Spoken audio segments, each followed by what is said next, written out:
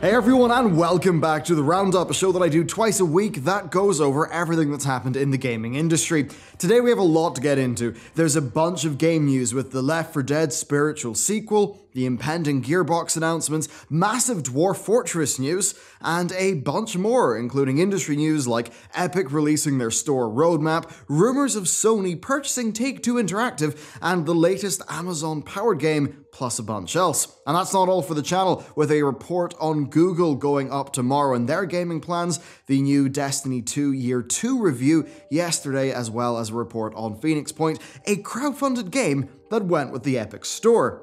Speaking of which, let's talk about the Epic Store roadmap. While they are moving full speed ahead with their exclusivity, deal-driven growth path that most of us don't like at all, they do seem to be aware about, well, how bad their store is, lacking many core features. This has got to the stage where they have released a development roadmap, and having a roadmap for store features certainly is a bit wild, but hey, that's where we are. So in the next 3 months, they aim to reduce patch sizes, prevent people from purchasing add-ons when they don't actually own the core game. They want to implement cloud saves, have better DLC support, redesign their store page, host videos on their store natively, improve their offline mode, have better install management tools that should boost performance of the launcher, and then implement a genre and tag-based search system. Then for the midterm, well, that contains a few larger features like user reviews, wish lists, news feeds, price adjusting bundles, extra payment methods, support for more currencies, time play tracking, an overlay, library management improvements, and game mod support, which is pretty big because they don't have a Steam Workshop equivalent. Then in the long term, they're going for things like achievements, direct carrier billing, a social overhaul, and a shopping cart. Yes, they released a store without a shopping cart, which is a bit weird. They also want to implement an automatic refund system, Arabic game translation, support for Korea, gifting, and an Android store. It certainly is nice to see a roadmap be provided here, though it really does highlight just how underdeveloped the Epic Store is as compared to, say, Steam. Fundamentally though, if this was a bad store, but one that had lower prices because of the 88-12 revenue split, but did not have exclusives, people would be fine with it. They'd probably love it. The lack of features is kind of annoying, but that's not what people are against with this store. People are against the business practices behind that, and that seems like the one thing they're not willing to change. Next, Turtle Rock Studios, the original developers of Left 4 Dead and its DLC, plus the DLC of Left 4 Dead 2, have a new game. Is it Left 4 Dead 3? No, it's not. Is it a co-op survival zombie shooter? Yes, it is. Have Valve allowed Left 4 Dead 3 to slip through their fingers? Well, potentially, with Turtle Rock's new announced title being published by Warner Brothers Games. Oh dear, WB have a very sketchy publishing record. Now, they have funded excellent titles like the Arkham series, Shadow of Mordor, Bastion I believe as well. They are known for, frankly, absurd business practices, with Shadow of Mordor's sequel being mechanically ruined because of its extremely overbearing cash shop. They very much are not a well-loved publisher, to say the least, but it is, yes, essentially this game is the long-awaited spiritual successor to Left 4 Dead. You know, in all but name. Now, the game's official FAQ even goes as far to have a section that says, is this Left 4 Dead 3? With them saying that Back 4 Blood is their own original IP, and yes, you'll be able to shoot up a lot of zombies just like Left 4 Dead, but there's a whole bunch of new stuff that makes Back 4 Blood unique. Bit of a silly name for a game, but yes, this is still a zombie shooter, so for most people it functionally is Left 4 Dead 3. And you know, I think it kind of continues to show the end of the era where Valve and Turtle Rock worked closely together. Turtle Rock were founded in 2002 after Valve purchased the Counter-Strike mod from their team. They then went on to get a lot of contract work from Valve. They worked on Counter-Strike Source, Half-Life 2 Deathmatch. They then wanted to make their own new game using the Source engine. It started off as a co-op wizard game, but then morphed into Left 4 Dead as time went on. They eventually pitched this to Valve, who helped them with funding and of course ended up publishing the game. Now, at a very similar time, Valve actually decided to purchase Turtle Rock, resulting in more employees moving to Valve's HQ and the formation of Valve South, but it was not a successful relationship. Valve felt that Turtle Rock were too small to really compete in AAA, and Turtle Rock felt that Valve were terrible at communication and that their projects were just too slow, operating on Valve time instead of, you know, time. Now, shortly after it was created, Gabe Newell proposed that they actually split Turtle Rock off from Valve, giving them their original name back, back, but of course with Valve retaining the Left 4 Dead rights. This led to Turtle Rock being restarted the following March. It wasn't all smooth though, and over the coming years they would have some troubles, but they would work on post-launch content for Left 4 Dead 1 and Left 4 Dead 2, which was developed by Valve internally, as well as helping out with the early stages of CSGO. But their next big project would be Evolve, and Evolve kinda collapsed. After that, they actually worked on a new IP with Perfect World as the publisher, but that ended up getting cancelled as well, which has led them to this current situation where they are now making the spiritual successor to Left 4 Dead, and it's being done by the original developer of the franchise, not Valve, who actually own Left 4 Dead and developed Left 4 Dead 2, and seemingly are just not really getting that many games out these days. It's a very interesting story that's likely reflective of the chaos at Valve. They operate in a rather unmanaged state with their flat structure, creating a bizarre company culture, and I think an interesting workspace that works for some people, doesn't work for others, but definitely suffers from a lack of direction. Next, a quick Anthem update, because it would not be a gaming news channel if we did not talk about Anthem until we all literally die. So, technically, a while ago, you could get a damage boost from taking off your gear. Yes, a recent update actually caused things like your ult and your melee attacks to scale based on your average item level. But that would mean that you could just take off your lower item level gear, which would increase your average item level and boost your damage. This meant that it would maybe make sense to say unequip your defensive if it was low. Now, sure, this is not massive, but it does show how things really are slipping through the cracks over at BioWare as they scramble to keep this game alive. I mean, just look at this EA help tweet. Calling all freelancers, we need your help. Tracking down problems in Anthem quick play missions. And you know, I'm continually amazed that this game was released in such a state, and with tweets like that, to be honest with you, saying paid beta tester is just not an absurd thing whatsoever, in my view. BioWare actually responded to a large write-up that expressed the community feelings on the Reddit. A community manager wrote a lengthy post, and it's actually pretty fair overall. The core of it is that communications are often frustrating because the most important issues are just things that a community manager can't talk about without getting word from the developers. More simple, trivial problems that are super clear-cut, well, they're pretty darn easy to communicate about if you're a CM, and that leads to the perception that BioWare are focusing on small things rather than big things, even though that probably is not the case. This is something that you see with just about every game that has significant problems, even say World of Warcraft with my other channel, which has had similar communications issues. BioWare did say, though, that they are committed to Anthem in the long term, that the game is going to keep on going, that it will stick around, but I mean, as I talked about in this video, balancing the short-term needs of their current players with what's best for the long-term design of the game is going to be a massive challenge. Next, and still EA Games related, we finally have the Battlefield Firestorm trailer, which followed up from a leaked tutorial video that detailed the game's mechanics. For the most part, it kind of is a regular battle royale. It's got solo, it's got duo, it's got full squad. It does have a few features that set it apart, though, that I think a lot of people will find interesting. You've got objectives and safes that exist on the map, which give you access to reinforcements, rare loot, and vehicles, with the inclusion of vehicles placing more of an importance on anti-vehicle weaponry, which will probably diversify loot drops, I would imagine. Then loot comes in 3 rarity levels with rarer versions, like having more attachments and stuff. Past that, though, I mean, it's a regular style of inventory system, you know, inventory management, expandable bag spaces, pickups, all that stuff. One big difference, though, is that when you're down, you can actually use your sidearm, and that does make you a little bit more useful than in many other games. And it's kind of funny, the tutorial video mentions how there are no respawns or character classes. Now that's either a poke at Apex, which of course is another EA title, or is just because, well, both those things are in regular Battlefield. Now, from looking at the trailer that followed, well, it's what you'd expect. It's Battlefield mayhem with destructible buildings and vehicles, all in a Battle Royale format. And I actually think it looks really fun. I think the map looks gorgeous, and I love the gameplay of Battlefield 5. Battlefield 5 does not have a gameplay problem. It has really big problems, but its shooting is some of the best in the series, having proper recoil pattern-based guns, a time to kill that I think more dedicated hardcore players will really prefer, and well-constructed classes. The problem with Battlefield 5 is content. It's got a low number of new maps and a live service that honestly has just been more annoying than anything else. So Firestorm looks great. It looks like it might leverage the best parts of Battlefield within a VR, or not a VR, a BR. But here's the thing, it's not going to do well past Battlefield 5. Firestorm needed to come out months ago, it needed to be free to play, it needed to be standalone. As it stands, this might lead to a bump in interest with Battlefield 5, but not much else past that. It's a pity for DICE, though I don't think EA are going to be crying themselves to sleep. After all, they did publish the wildly successful Apex Legends, which is about to have its new season kick off. Firestorm releases on the 25th of March. I'll definitely play it. I don't think I'll do a video on it. I might let you know what I think in a weekly recap. But overall, this just seems like a bit of a play for more Origin Access premium money. Next up, Dwarf Fortress. I'm really excited about this. There's a Steam release of Dwarf Fortress. Now, this is a game that has been in development since 2003, basically forever, and it seemingly will continue to be developed forever.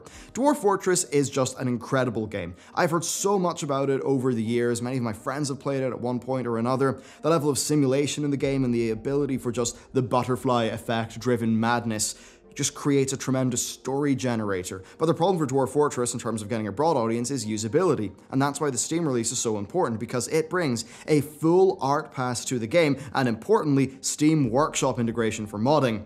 Now, the whole story here is quite cool. This game was originally worked on since 2003 by Tarn and Zach Adams, with a graphics overhaul now coming, along with new music, that is being handled by 3 prominent members of the modding community. The game will be the same, essentially, in terms of gameplay, but with all that new stuff, plus quality of life features, and it's being published by Kitfox Games, who are an indie studio. Now, the free version of Dwarf Fortress will continue to exist, the ASCII art version, through the original creators, Bay12 Games. So donating to them in Patreon is still the ideal way to support the two brothers, and Kitfox Games don't actually have source code access or any influence on design or programming, meaning that they really do just exist to add quality of life features, Steam Workshop stuff, sound, and graphics. Now, Bay12 currently receives $6,500 per month in Patreon, which does come out to be very underpaid for 2 programmers working a project like that. Part of the reason why they're actually doing this on Steam is to help a close family member through medical issues, and personally, I'm happy to see this development, and frankly, I hope they both find themselves with a mountain of cash. They absolutely deserve to be financially rewarded given their extremely hard work developing a free game for over a decade and a half that has entertained hundreds of thousands of people. So personally, I wish them all the success in the world, and I'm definitely going to be picking it up. Next, we have a new title from Wargaming and Frag Labs that's going to be heavily integrated with Amazon. That sounds a little bit crazy, doesn't it? But it seems like the plan is to use Amazon's scale through AWS, Amazon GameLift, and Amazon's Lumberyard engine. And it's what they call a next generation free-to-play shooter. So I'm assuming that they're sort of trying to get the scale of it across with that. Now, given how Amazon Game Studios' New World is a very scale-focused game, that does kind of make sense. Mainly though, this is just another example of Amazon advancing their position within the gaming sphere, looking to leverage their CryEngine-based Amazon Lumberyard engine with its deep AWS integration to essentially just leverage their competitive advantage in cloud computing. So this is something that we can really expect to see in the future. Indeed, Amazon own Twitch, so I would assume expect deep Twitch integration and really all that stuff to be a part of Amazon's future plans. Gaming certainly is getting a lot more competitive, with the last few weeks just being full of ballsy moves from large companies, and surely a lot more coming with this GDC. Next, we've got a rather interesting update from Brendan PlayerUnknown Green, of course the design lead behind PlayerUnknown's Battlegrounds. He is no longer working on the game, though that actually has been the case for a number of months.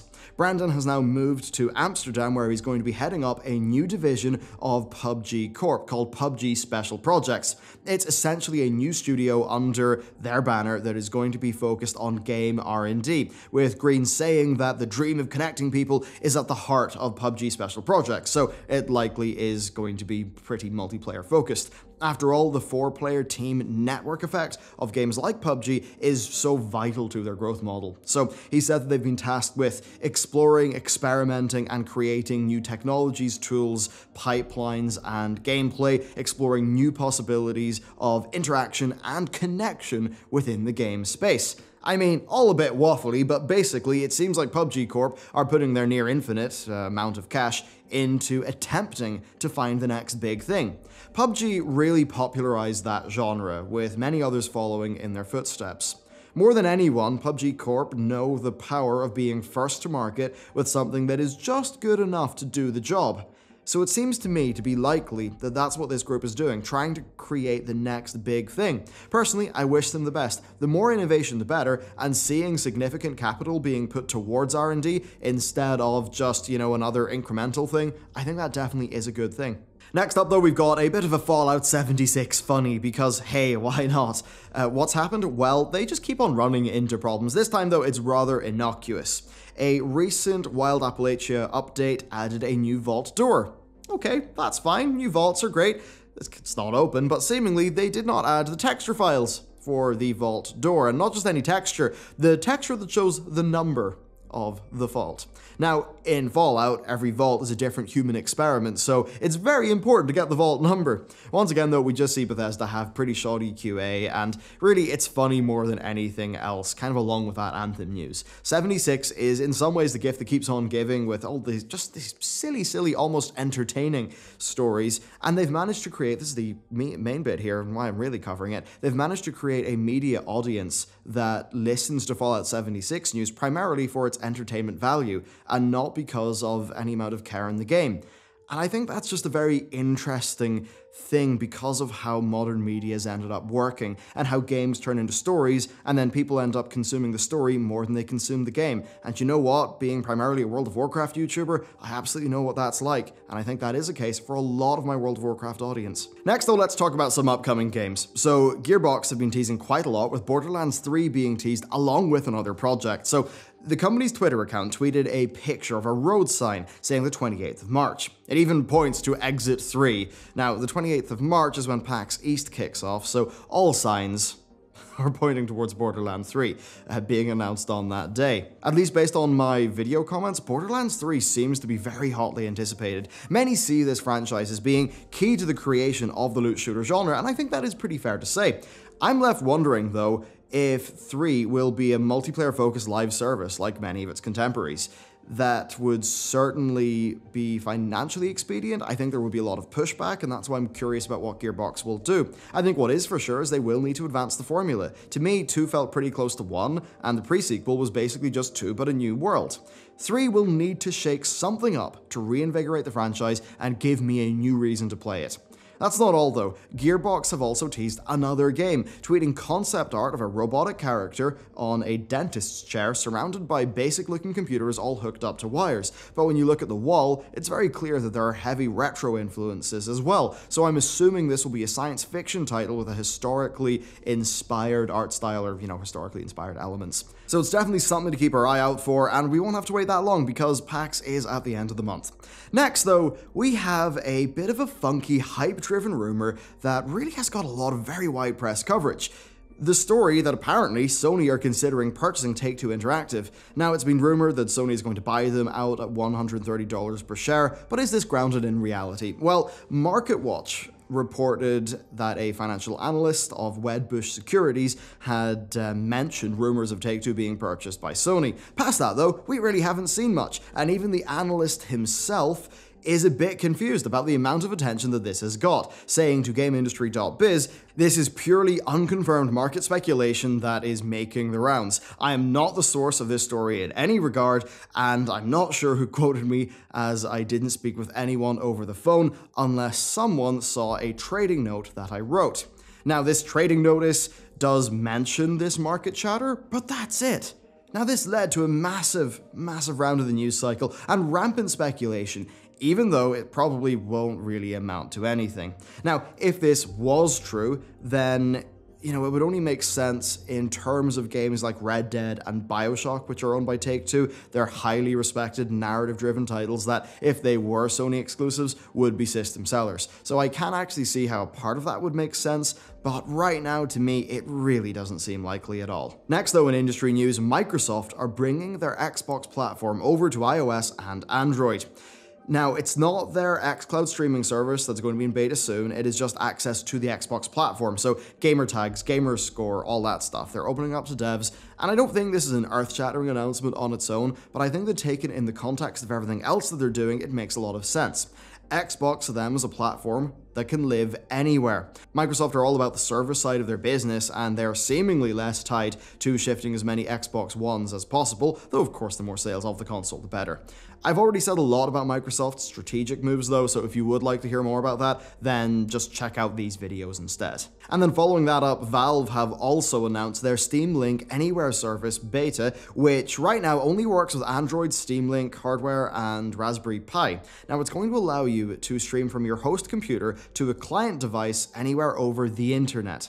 And this is pretty big, and it comes just before Google's big GDC announcement, which we will have a report on tomorrow on this channel, and of course Microsoft's Project X Cloud beta, which will happen at some point this year. Streaming might not be perfect now, but I think it's safe to say that it's going to play more of a role in the future, especially in the next 5 to 10 years once internet speeds have improved. Right now though, well, I think this will just be a handy feature for a niche audience. And then finally, to cap off today, it has been reported that Ninja earned $1 million from streaming Apex Legends.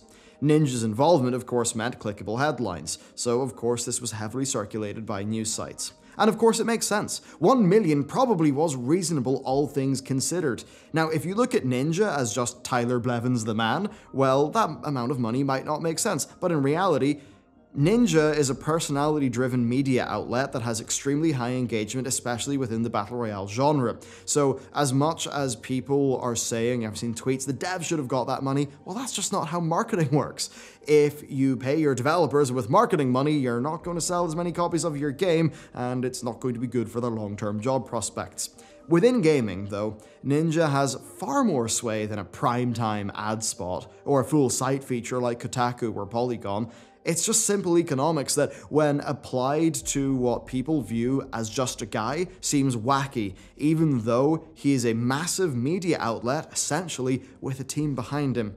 And that really is just one of the realities of the modern industry, especially as these streamers seem to partially be kingmakers. Yes, Apex Legends did well because it's a fantastic game, but you can't deny that the fact that they had Dr. Disrespect, Ninja, and basically all of Twitch streaming that right at their announcement, that kicks off this massive network effect. That is the spark that kicks it all off, and that really seems to have been important to that game's growth. So that's us caught up for the week. It really has been a big week for gaming news. This was a really thick episode, but I think we got to a lot of interesting topics. Of course, if you'd like more in-depth coverage, subscribe to this channel because tomorrow there will be a report on Google's gaming plans that I think you'll really find interesting. And if you want some more content to watch right now, then you can check out yesterday's videos. One of them is on Phoenix Point, which went from crowdfunding to Epic Game Store exclusive in a very dramatic fashion, as well as my thoughts on Destiny 2's second year, which may not seem interesting if you bounced off the game initially, but well, the whole point is I kind of did bounce off it initially after 2 weeks, and now I'm back. And I think it's pretty interesting why. So thank you very much for watching, and with that, I'll see you next time.